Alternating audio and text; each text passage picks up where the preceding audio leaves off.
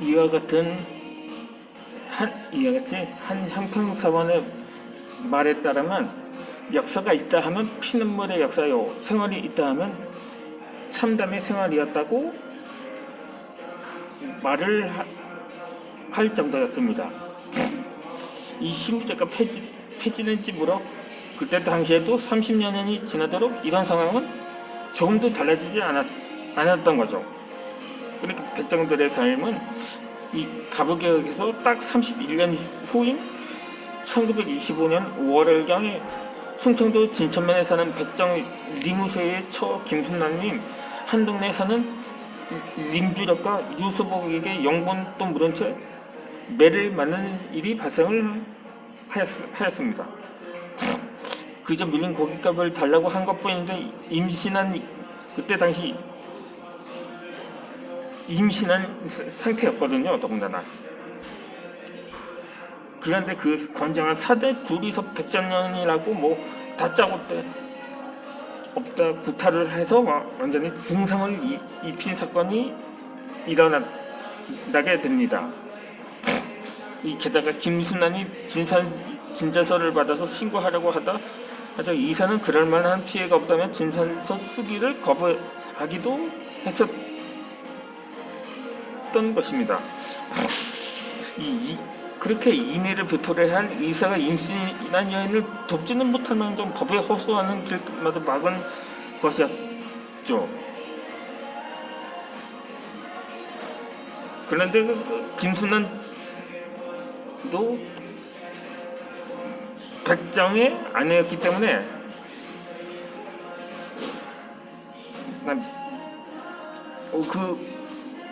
처 역시 백정 신분으로 전락했던 거였죠.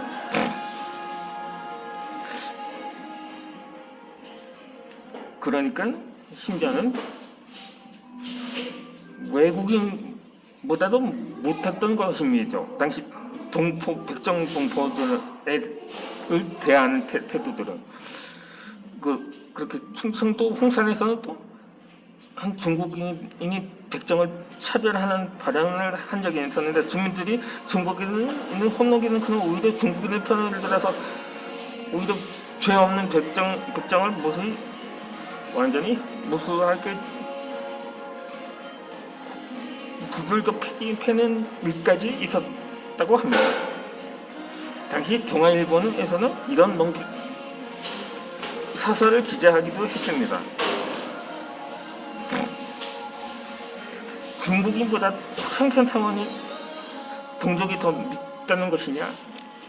라고 거의 그야말로 처절하게 부르짖는 듯한 표현을 써가면서 말입니다. 그 밖에도 형편사원을 업신여기는 온갖 북행사건과 분쟁이 끊이지 않았습니다. 1924년도 5월에는 경산도 진영에서 형편사원과 장차 상인들 사이에서 패싸움이 일어나기도 했습니다. 백점은 사람 아니냐고 반항하는 형편사원에게 상인들이 한 목소리로 이렇게 외쳤다고 합니다. 아직까지 백정은 백정놈이요, 양반은 아닌데 무슨 소리냐? 그렇게 대꾸를 했던 일이 있었습니다. 그때까지만 해도 백정은 사람이 아니었던 거죠. 사실 이 당시는 신부제가 철폐된 지 수십 년이 지났는데도 여전히 백정들은 이 인간 이하였던 거죠. 그러니까는 관속의 경우는 이렇게나 질비도 높았던 거였거든요. 형평운동이 호응을 얻을수록 그에 반대하는 반형평운동도 만만치 않았던 거였죠. 몽둥이로 백정을 패는 것은 흔했고 학교에 입학한 백정 자녀를 퇴학시키거나 식당에 들어온 백정을 쫓아내기도 했던 게 다반사였던 거죠.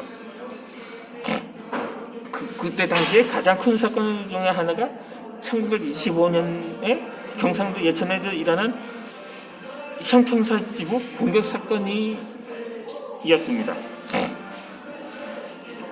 그들의 요구는 이거였습니다. 항복해라. 다시 백정이 되겠다고 다짐해라. 이때가 1925년 8월 9일의 일이었는데 당시 예천에서 형평군사 창립 2주년의 기념식이 열렸습니다. 이때 예천 청년회 회장 김석희가 축사를 하던 도중에 갑자기 백정을 괴롭히는 것은 죄악이 아니라고 말을 하였습니다. 더 나아가서 백정은 국법을 어기다가 그리 된 것이니 백정을 압박하는 것은 죄가 아니다. 게다가 지금은 좋은 시대니까 생명사를 조직할 필요성도 제기를 했었던 거죠.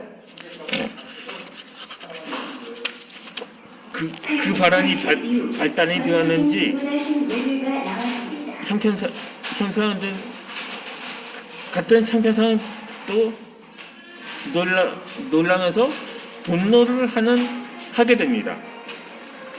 대체 축사를 하려는 김석희가 왜 그런 말을 했는지는 밝혀지지 않았는데 그 발언은 엄청난 파장을 일으켰던 기도 합니다.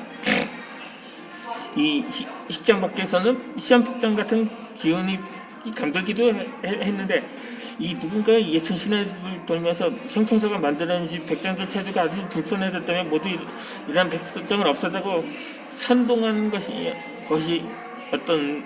있습니다. 거기에 김석희가 말까지 못하면서 언제 백성들이 우리와 같은 상민에게 압박을 가할지 모르니 형평사를 터프하다고 무척했던 거죠. 그러니까 한마디로 이 김석희는 백정을 가장한 간첩이었던 셈이었죠. 그의 발언으로 인해 농민들까지도 수백 명이 들고 일어나서 성명서를 습득하는 일이 발생하게 됩니다. 백정들은 다 죽여라, 밟아 죽여라. 이런 식으로 이 시위대는 무자별 구호를 외치면서 이 거창한 형평사원들은 폭행하고 가옥을 부수게 됩니다. 이러한 폭력 사태가 이튿날까지도 계속되었는데 그렇게 일시적으로 물러났다가 이들은 다시 형평운동가 장지필과 백정인 이소를 잡아내서 폭행을 하게 됩니다. 이 장지필은 백정 출신으로 일본 메이지 대학까지 다닌 엘리트였습니다. 그러니까 이게 20세기가 되었기에 어느 정도는 그에게 가능한 일이었는데 양이가 된 이 박사양처럼 말이죠. 하지만 역시 백정은 백정이었던 거죠. 일본에서 돌아온 뒤에 청도포에 들어가려고 호적을 떼었다가 그만 이 도한이라는 그러니까 도살자라고 불리는 이 글씨를 보게 되는데 당시 백정들은 양반들과 호적이 달라서 선명하게 직업이 드러나 있거나 피처럼 붉은 점이 찍혀서 있었던 것입니다. 그러니까 신분제는 폐지되었어도 차별의 흔적은 여전히 남았던 것이었죠.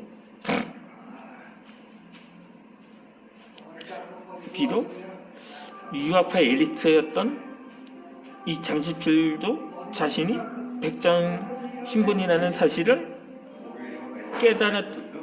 깨닫게 된 것 됩니다. 이 일로 인해서 장지필은 청도포시 관료가 되는 꿈을 버리고 백정 해방 운동에 뛰어들게 됩니다.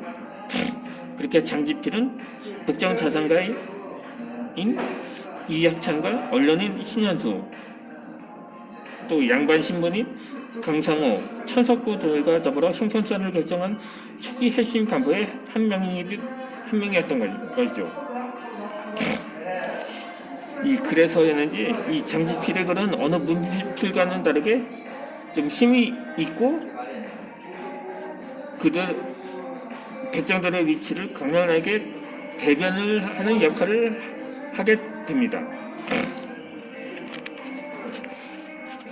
그가 기록한 전문을 보면 아이들을 학교에 보내려면 민적이 필요합니다.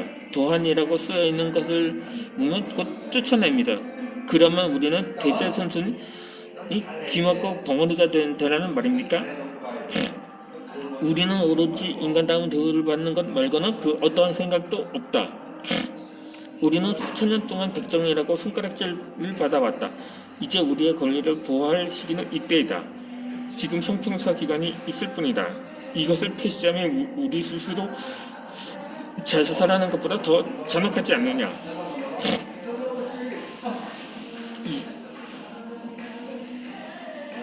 그런 식의 저항을 하던 장지필은 결국 만신창이가 되어서 중상을 입은 채 병원에 실려가는 시세가 되어버립니다. 그래서 이에 동참했던 이소는 끌려서 기둥에 묶이게 되고 몽둥이 찜질을 당하면서 강해를 받게 되었습니다.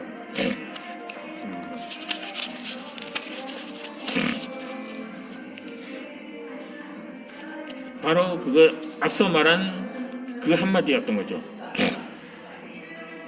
그냥 백정으로 돌아가라고 말입니다.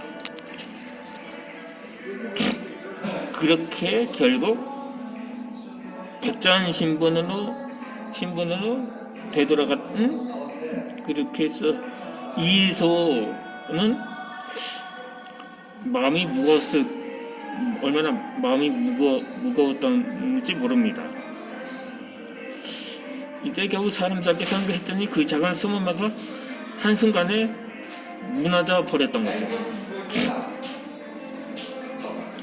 그러한 광기는 온 지역 전체를 휩쓸었는데 그것이 며칠 동안 이어졌고 우리가 그 군중대가 수천 명이나 달아서 형편사원의 집을 부수고 그냥 다치는 대로 그 사원들을 폭행하는 일이 발생했던 거죠. 형편사원과 그 식구들에까지 표적이 되었는데 그러다 보니까 완전히 산과 들로 피신을 하면서 화전민으로 살아가야 했던 거죠.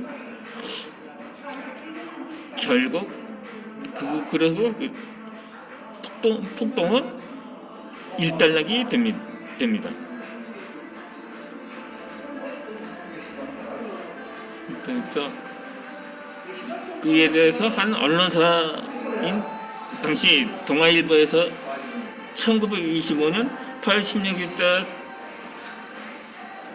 칼럼에서는 이렇게 말을 하는데 이는 조금 장문인으로 이어서 설명을 해드리도록 하겠습니다.